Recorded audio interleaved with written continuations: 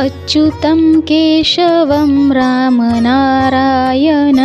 कृष्णदामोदरं वासुदेवं हरिं श्रीधरं माधवं गोपिकावल्लभं जानकीनायकं रामचन्द्रं भजे।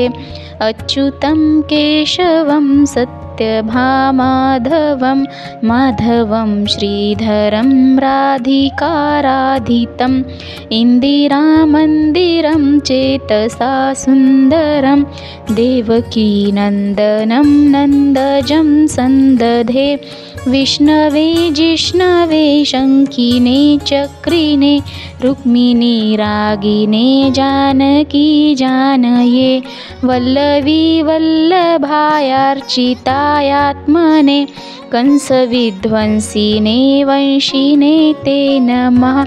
कृष्ण गोविन्द हे राम नारायण श्रीपते वासुदेवाजित श्रीनिधे अच्युतानन्त हे माधवाधोक्षज द्वारकानायक द्रौपदी रक्षक राक्षसक्षोभितः सीतया शोभितो दण्डकारण्यभूपुण्यताकारणः लक्ष्मणेनान्वितो वानरैस्सेवितो गस्त्यसम्पूजितो राघवा पातु मां धेनुकारिष्टकानिष्टक्रुद्वेषिः केशिः कंसन्हद्वंशिकावादकः पूतनाकोपकः सूरजाखेलनो बालगोपालकः मातु मां सर्वदा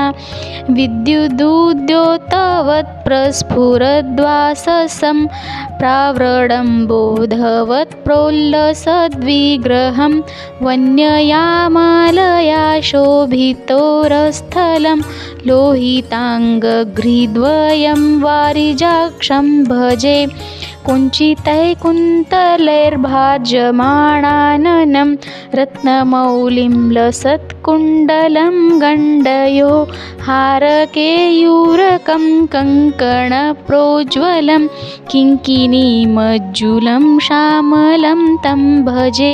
अच्युतस्याष्टकं यः पठेदिष्टदं प्रेमतः प्रत्यहं पुरुषसप्रहं वृत्ततः सुन्दरं कर्तृविश्वम्भरस्तस्य वशो हरिर्जायते सत्वरम्।